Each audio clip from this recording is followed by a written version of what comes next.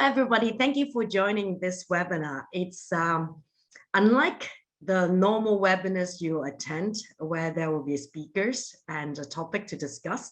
Today, Daljit and I, we are going to be moderators. So we are not the speakers. You guys will be the speakers.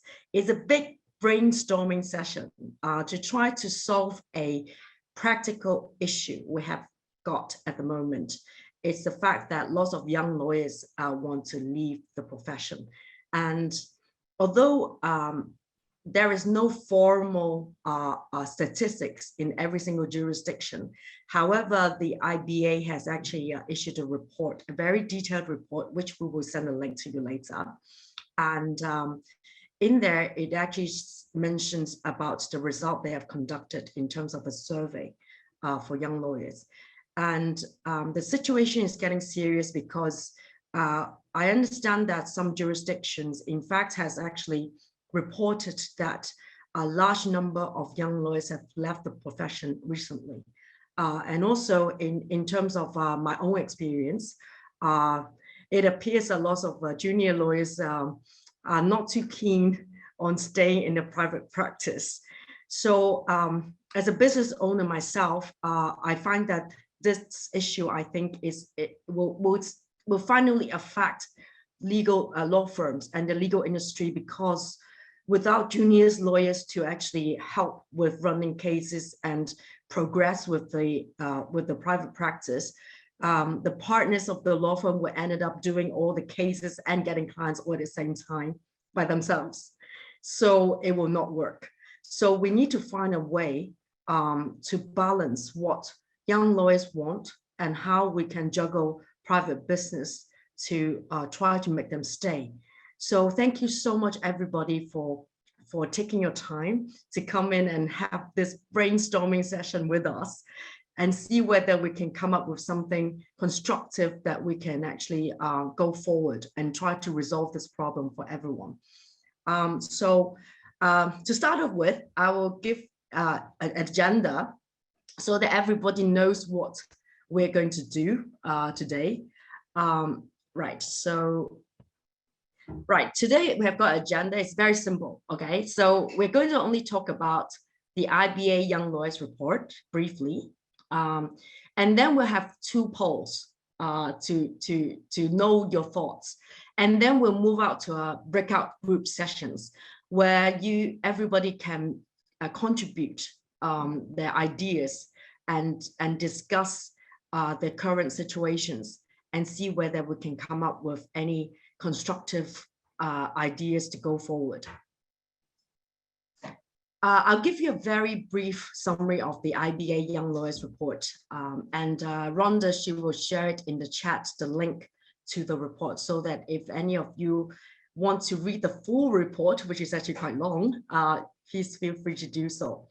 So basically, they have done a global survey of 3,000 young lawyers under the age of 40 from all regions.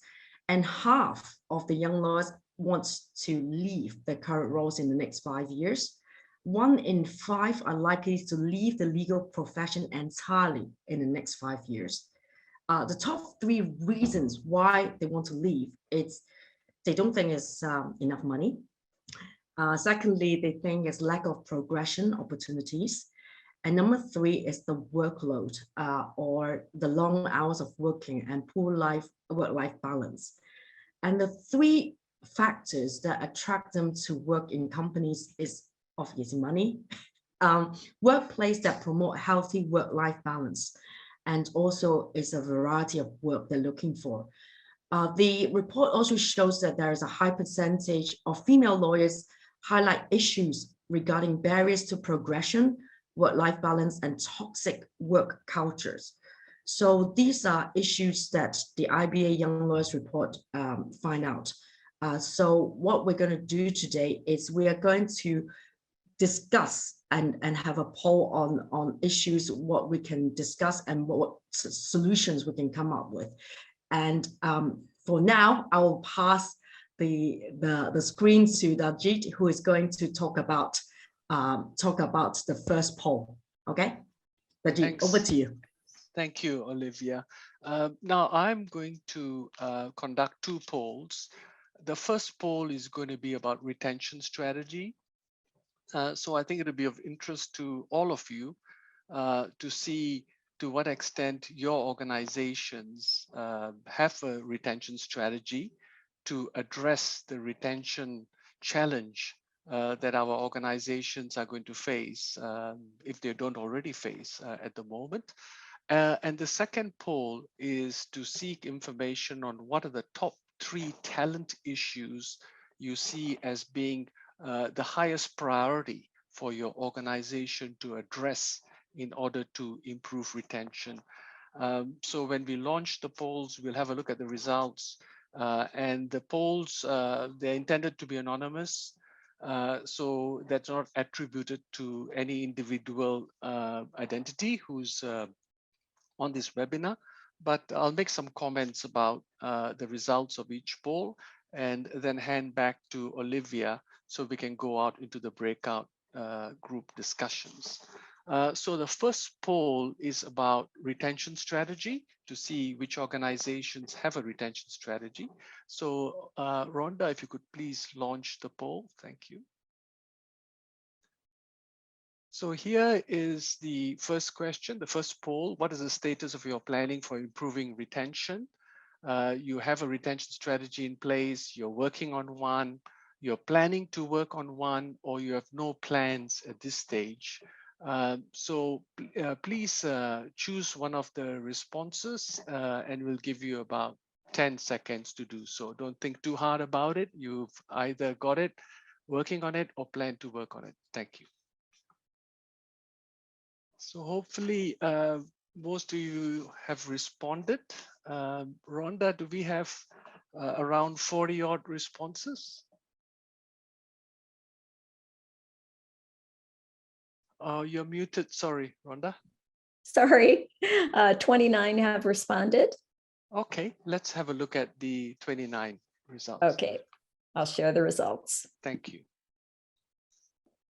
Okay, so this is interesting. There is no retention strategy in place, but a third of you, those who responded, are working on one. That's terrific. Another third roughly are planning to work on one, and there are no plans at this stage by another third. So that's an interesting result. I would just be very interested for those who are working on a retention strategy. When you have your breakout group discussions, if there's time remaining, to share with your fellow group members what are the key elements that you're working on without giving away naturally your competitive advantage. Because I know, having worked in a law firm before, that we do not proudly go around saying exactly what our retention strategy is. But I think just to share some thoughts with you, there are key elements of a retention strategy. Good, robust retention strategy should have at least 4 key elements. One is it should be data driven.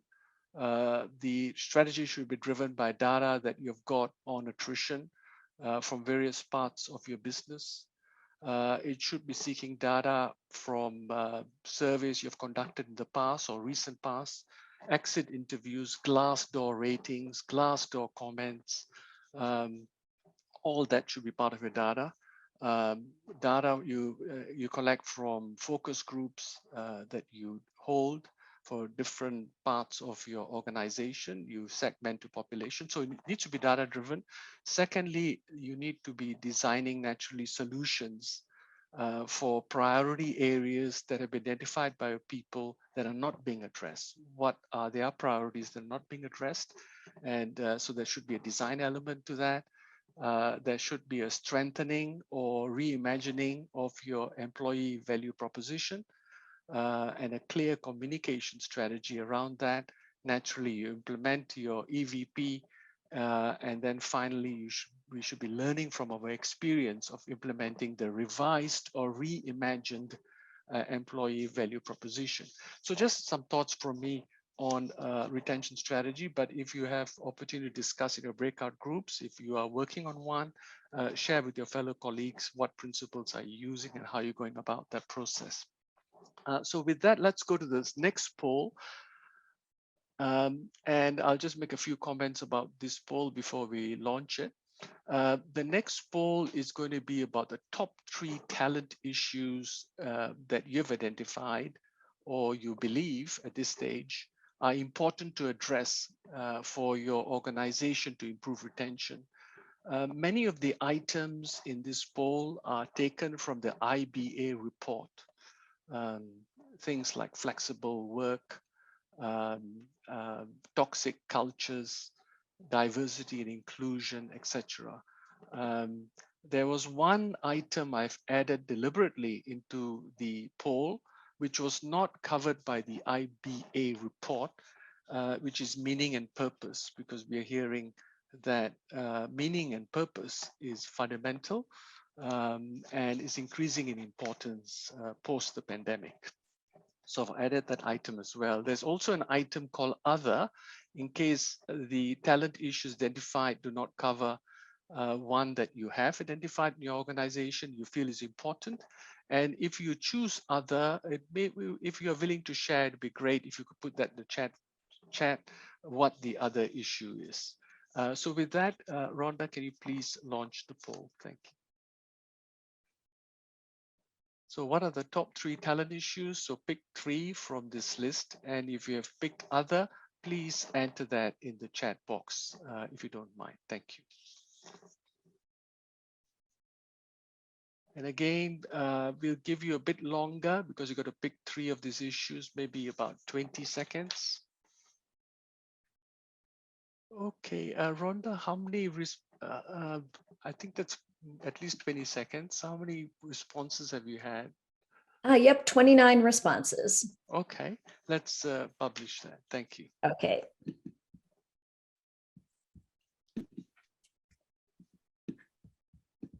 Okay, the number 1 spot goes to career development by the looks of it.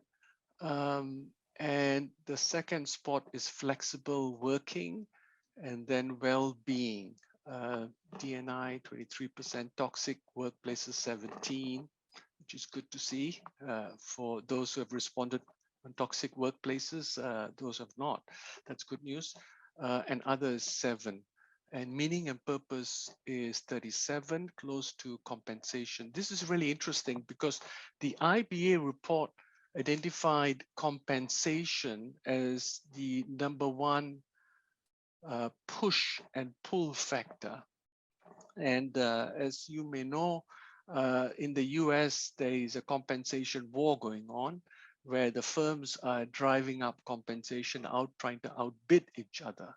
I would keep in mind, though, that when you run a survey like the IPBA survey, and the survey did ask respondents to pick the top 5 push factors and the top 5 pull factors, compensation was number 1, but not far behind were flexible working, well-being, career development, etc.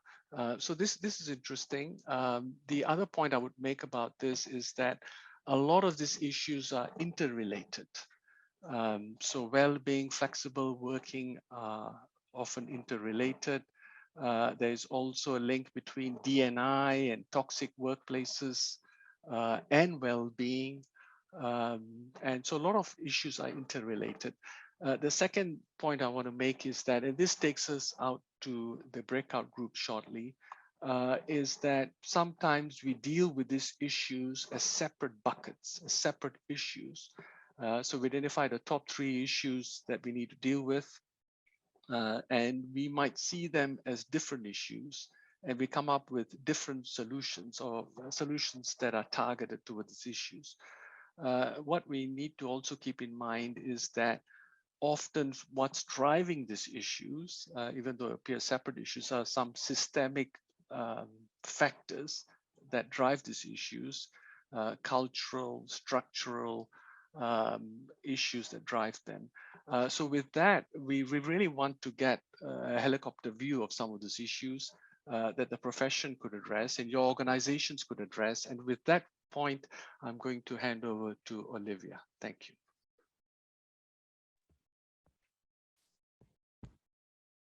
Hello.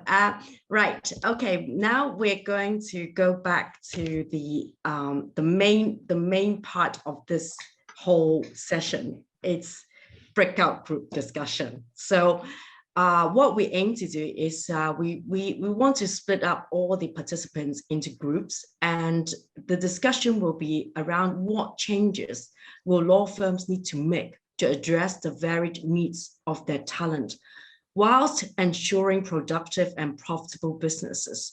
So we need to strike a balance between what the young lawyers want and how the law firm owners can operate. So we want to have suggestions on longer term solutions. For example, changes in the leadership mindsets or business and operation models, business structures, processes, or even the way we bill clients. Because a lot of young lawyers complain about the pressure of billable hours, etc. Maybe these are issues you guys can come up with and discuss. Basically, each group will have 15 minutes to discuss, and to ensure that the discussion is constructive, it would be great if each group can nominate a leader to report back on the results of the discussion so that we can then come to some sort of conclusion. So without further ado, you guys are released to your breakout rooms and have your discussion. Thank you. Okay, wonderful. Welcome back, everybody. Hope you've had a good discussion in your breakout rooms. You have been unmuted, so you'll be invited to make comments as part of the report back. I understand from Rhonda, there were 7 groups. Some groups had 3 members and some had 5. And I do hope the time was sufficient for your discussion. So with that, please, those of you who were nominated to report back, please unmute yourself, not all at once, of course, but please unmute yourself and, report back perhaps over a 3-minute or so duration. Given there are 7 groups, that would be terrific. So who'd like to go first? Thank you.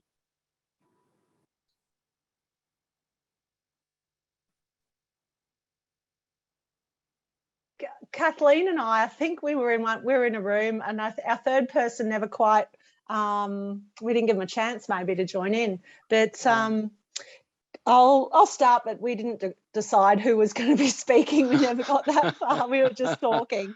So we come from quite different experiences. Kathleen is from a law firm, a global law firm, and the challenges there are around attracting people, and it seems to be an issue that when people are essentially doing the same sort of work, or could be doing the same work for different firms, it does come down to a question of money. And then Kathleen's seeing this group in the middle that, of experience levels that really are the most productive and revenue raising or fee generation. Is that a better way to describe it, Kathleen? Sorry. They're good fee earners for the business, but they're the people who are on the move. And once the borders opened, there was a bit of an exodus of people doing that, and not the people coming to Australia to make up for it. So there's been a bit of a challenge in Kathleen's firm with that. But we did discuss that there's some turning point where people reach in their careers where maybe they decide that, and so also we discussed that not everyone's the same. So we put everyone in this big bucket of what their desires are, but everyone that we deal with is a little bit different. But people seem to reach a point in time where maybe the money doesn't matter as much to them anymore. So I work at a government agency in-house, and so I don't have a retention problem. I've had no one leave in about, I don't know, 6 or 7 or 8 years, but my people, it's quite a diverse group in terms of ages. I've got someone talking about flexibility for retirement. I've got people who are sort of women who are sort of looking to have families, etc. So it's all different, and our selling point is not salary, but that purpose-driven kind of culture. So it was interesting to compare and contrast, I suppose, the experiences. I was really interested in what the challenges Kathleen was having.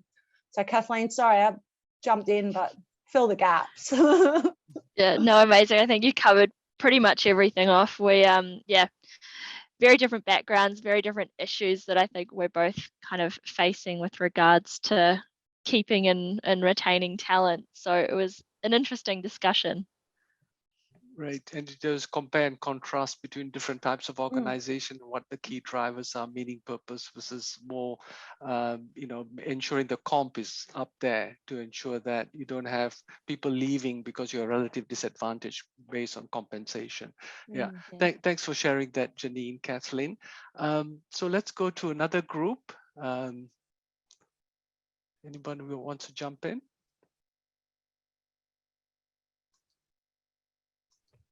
Okay, shall I report back on our group? Yes, you were in a group too, Olivia, of course. Yes. It's actually quite funny because we haven't found a solution, but we have actually found more issues.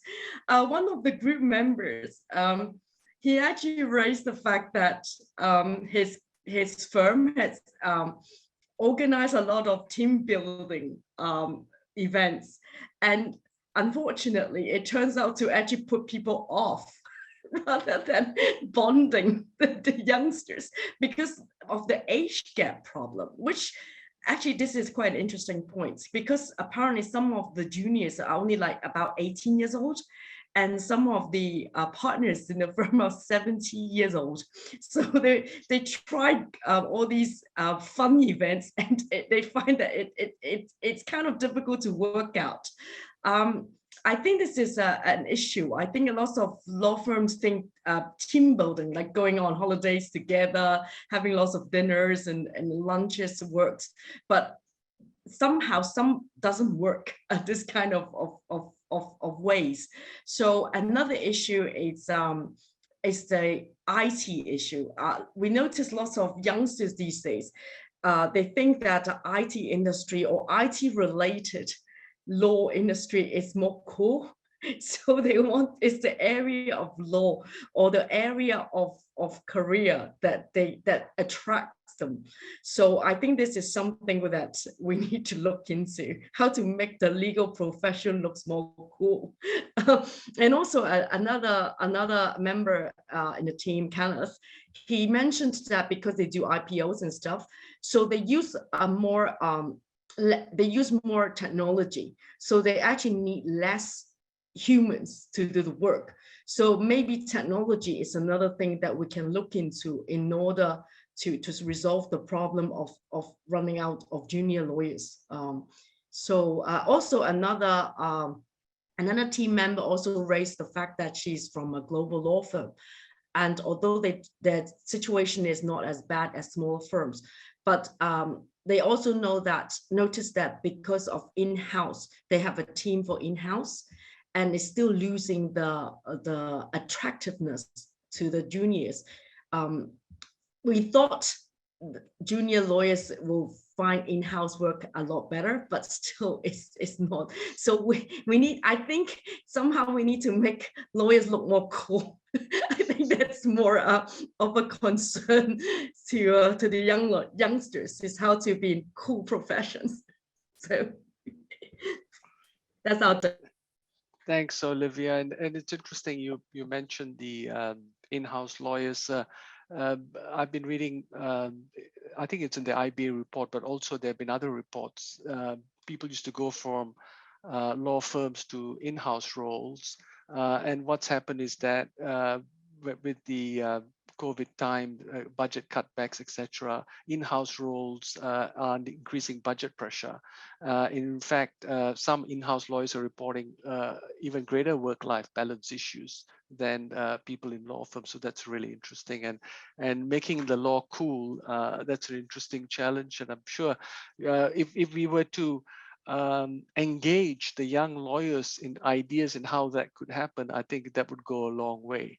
One of the things I think we don't do enough of in the legal profession is when we look at solutions to problems, we don't engage with our people.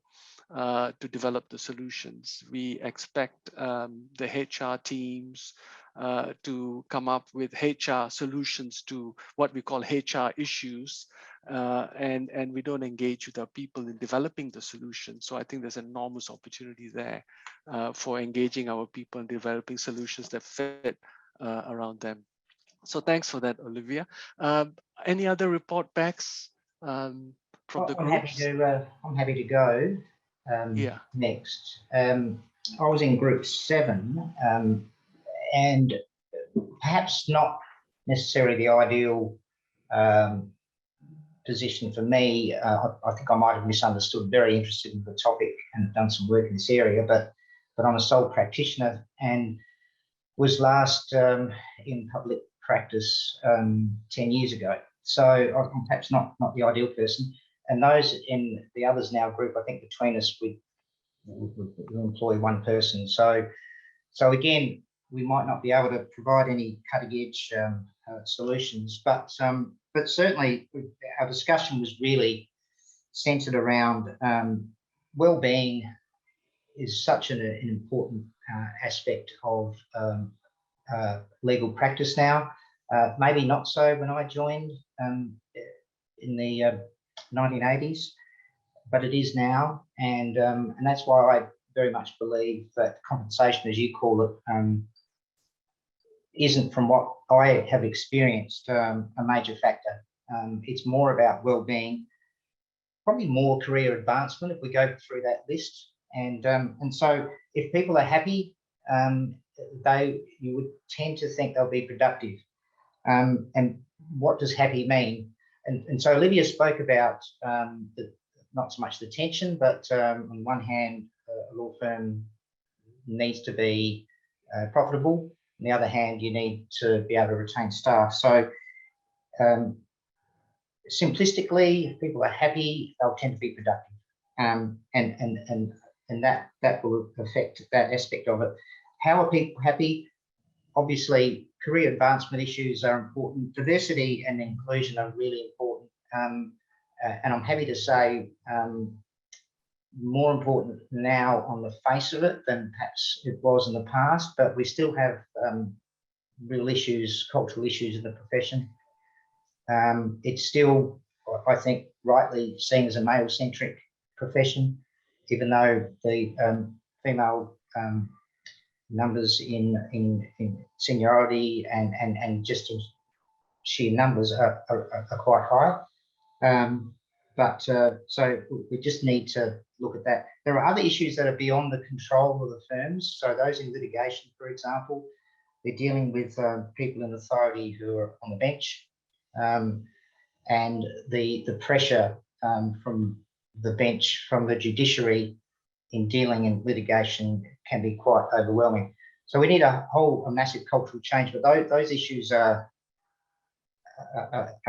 things that hopefully the bodies such as the law societies of the relevant organisations and the bar associations would be able to assist with cultural change in the judiciary. So very general, but if people are happy and if you provide them the environment that they can stay happy, they'll tend to stay and they'll be productive. Yeah, thank you, Rocco. I think you brought quite a number of strands there in the discussion that I think is really helpful. I think relating happiness and satisfaction, productivity is a key point. On that point, it's really quite interesting. The Thomson Reuters have a report on state of the legal industry 2021, and I'm not sure how many of you have seen that report. What I found really interesting about that report was they contrasted, they don't name the law firms, they call them stay firms versus firms that lose more people. And the stay firms, in fact, have a higher productivity than the firms that lose people, which is really interesting. That shows that people who are satisfied and engaged with the firm, in fact, are more productive. That's what it says to me. They didn't make the causal linkages.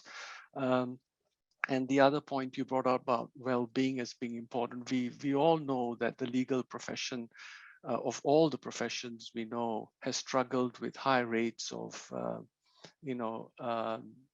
depression and other symptoms. While I haven't seen any data that indicates what those rates of various afflictions are in the recent past, but I'm sure those rates have gone up significantly. So well-being remains on the radar. And I think personally, it remains unaddressed because the cultural issues you talk about have remained unaddressed. It cannot just be a well-being program on its own sitting on the side. It needs to be addressed, the kinds of behaviors that are being exhibited within an organization and what drives those behaviors and what rewards those behaviors. And that has an impact not just on well-being, but as you said, on the diversity and inclusion area, which is fundamental as well. We know for so many years there have been so many women coming through the system, but you don't see them at the higher levels, the proportion that should be, and that goes for minority groups as well. So I think you have a significant number of issues you've got there in your report back that need to be addressed. So thanks for that, Rocco. Thank you, yeah, and let's go to another group who'd like to report back. Hi, it's Gary Salambati here. I'll just give you a very quick, noting the time, a quick overview. I mean, I think from our group, attracting and retaining talent is obviously a fairly across the board issue. A lot of our discussion revolved around flexibility, and we had sort of opposite ends of the spectrum in terms of, from quite small firms through to very large global firms.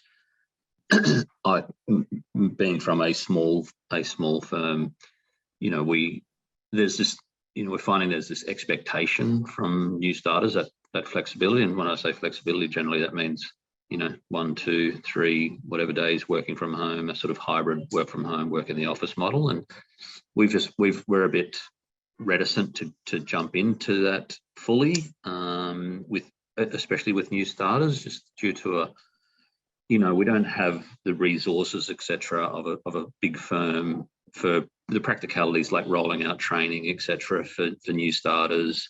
A lot of our stuff is done one-on-one with them and sort of schooling them, I guess, in the ways that we want them to perform in their roles, and find that easier to do in person in the office, and just to, it's almost like we kind of still work on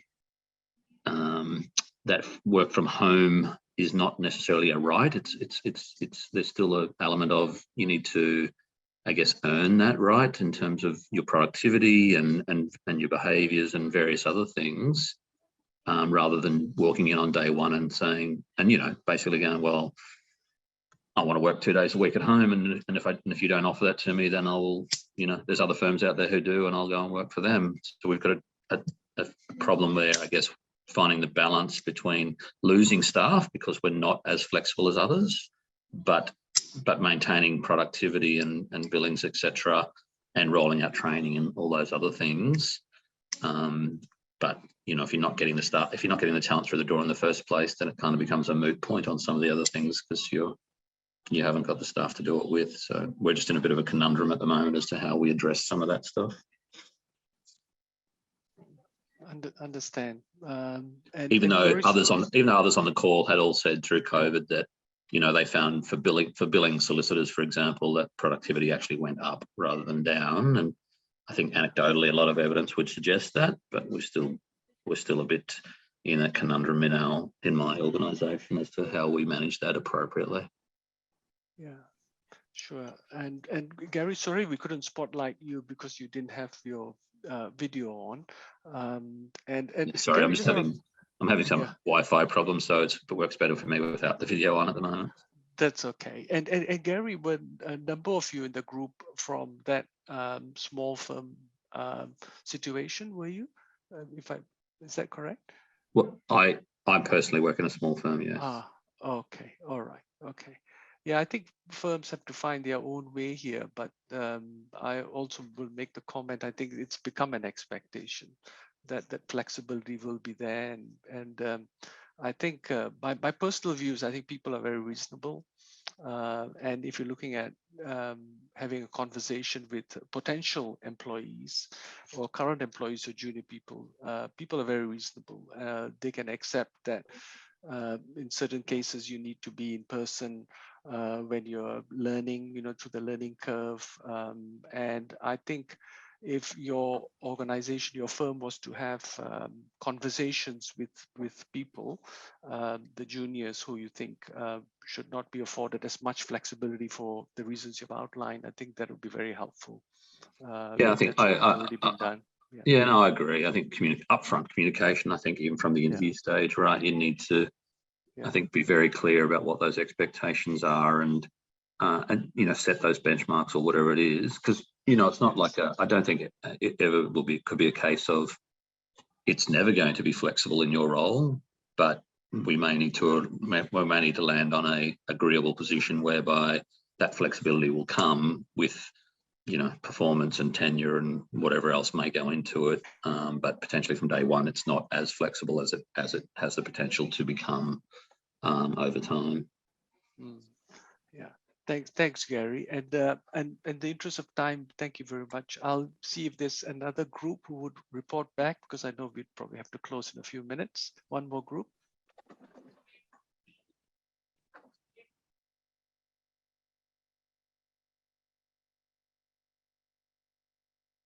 No? Okay. So with that, the other groups who we haven't heard from, it would be helpful if you feel that you covered points that be helpful for the College of Law and the IPBA to know about, to share that.